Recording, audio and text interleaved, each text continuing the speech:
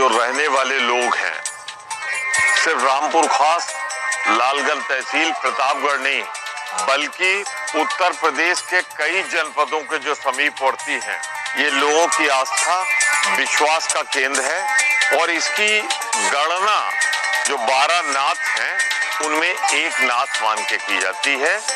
यहाँ लाखों की तादाद में लोग शिवरात्रि इसका मुख्य पर्व है आते हैं, पर हर सोमवार और मंगल को भी लोग यहाँ पर परंपरागत रूप से जल चढ़ाते हैं। और मैं कह सकता हूँ ये करोड़ों लोगों की आस्था विश्वास का केंद्र है। मेरा अनुरोध है विनम्र, आइए स्वागत है आपका बाबा की नगरी में।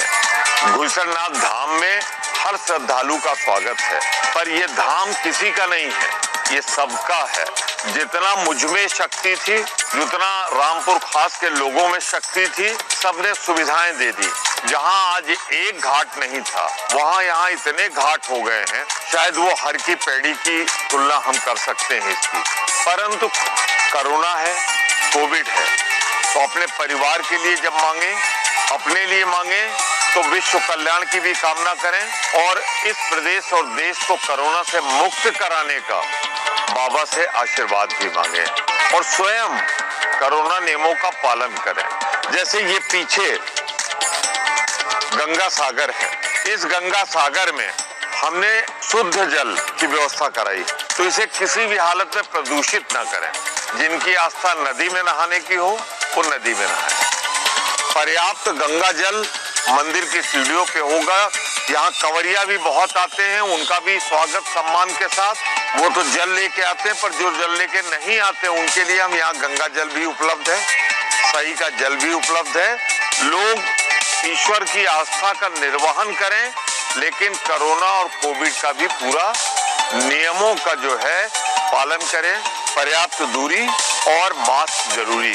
परंतु मैं आशा करता हूं कि बहुत से लोग मास्क लगा के आएंगे, दूरी आएंगे, लेकिन हम पूरी तरह कोविड के नियमों का पालन करेंगे। इसका दूसरा हिस्सा रात में होता है महोत्सव के रूप में, और ये किसी धार्मिक रूप में नहीं होता, ये एकता के रूप में होता है, लोगों को जोड़ने के लिए होता है। और ये आस्था और विश्वास का केंद्र है, इसलिए यहाँ किसी को कुछ समझाने की जरूरत नहीं, सब समझ के आते हैं। और जो नहीं समझ के आते उन्हें बाबा ये समझ दे देते हैं कि भाई आओ, कोरोना काल है, यहाँ हमको आपको अपनी भी रक्षा करनी है, दूसरों की भी रक्षा करनी है। ये कहना अतिशयोक्ति नहीं है कि यहाँ लोग विदेशों से भी अनुष्ठान कराने के लिए अपने आप को यहाँ पर उपस्थित करते हैं और आचार्य के माध्यम से अनुष्ठान इत्यादि करवाते हैं। और भक्त अपनी अपनी मनोकामना के अनुसार प्रतिदिन जिसका जो जैसे रहता है, कोई प्रतिदिन का भक्त है, कोई सोमवार आता है, कोई मंगलवार आता है, सबके अपने अपने मनोकामना के हिसाब से सब अपनी अपनी भक्ति करते हैं और सबको भगवान उनको फल देते हैं। कि यहाँ जब बिजली नहीं रहती है तो पैनल की व्यवस्था से यहाँ बिजली पूरा किया जाता है, पूरा कार्यक्रम उसी से किया जाता है, किसी प्रकार का कोई व्यवधान नहीं, आनंद से सब रह रहे हैं। अरे अनुभव एकदम आनंद प्राप्त हो जाता है। और अरे यहाँ बहुत अच्छी अनुभूति होती है, यहाँ पर संकरमय हो जाता है पूरा, आने के बाद कोई और चीज़ें याद नहीं रहती हैं। इन्हीं के माध्यम जो कुछ भी होता है, बाकी हम लोग क्या है, जो कुछ मार्गदर्शन मिलता है इन्हीं के सहारे हम लोग सब काम कर रहे हैं, इन्हीं के सहारे हम सब जी रहे हैं। बस भोलेनाथ का सब कुछ हाथ है। सारी मनोकामनाएं भगवान पूरी करते हैं भैया, अभी तक काफ़ी पूरी हुई हैं और आगे भगवान पूरी करते रहेंगे। नहीं कष्ट तो क्या, हम खुशी में ही आते हैं बाबा का जल भरने के लिए, और जो हमें इच्छा होती है वो बाबा से मांगते हैं कि बाबा हमें ये चाहिए, ऐसा है वैसा है, तो बाबा पूरा भी करते हैं। बहुत दूर दूर से लोग आते हैं यहाँ इस धाम पे। तो कुंभापुर गांव के एक यादव थे, वो प्रतिदिन यहाँ गाय भैंस चराने आते थे। मूंज होती है, उसी को प्रतिदिन एक पत्थर पर प्रतिदिन खूनते थे।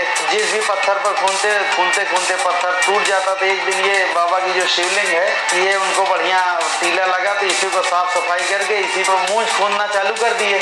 तो प्रतिदिन मूंज खूनते आते, साफ सफाई करते, मूंज खूनते, फिर चले जाते।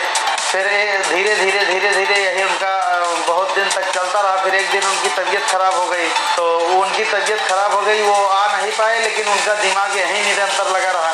तो फिर रात को उनको स्वप्न हुआ कि मैं शिव हूँ, मेरी पूजा करो। तो उन्हें विश्वास नहीं हुआ। दूसरे दिन फिर आए, वो अपना निरंतर की तरफ जैसे बकाल से मूंज खूनने चले, तो फिर उनको वही आवाज़ आकाशवाणी तरफ जैसे बकाल से मुझ कूदने चले तो फिर उनको वही आवाज़ आकाशवाणी सुनाई दी कि मैं शिव हूँ, मेरी पूजा करो। तो दूसरे दिन फिर वो गए गांव में, सबको बताया, तो सबको लेकर के आए। अर्घा है, इसके बगल बगल खुदाई चालू हो गई। खुदाई जब नहीं बंद किए तो फिर नीचे सांप बिच्छू यानी विषैले जीव जंतु निकल के इनको काटने लगे। तो फिर रात में सब ढक के चले गए। फिर यादव को रात में स्वप्न हुआ, तो लगातार उनकी एक निष्ठा मूर्ति पर ही लगी रही। तो उससे भोलेनाथ प्रसन्न होकर के उनको दर्शन दिए। तो उन्हें 3 बार मांगने के लिए कहे। तो घुईसर नाथ नाम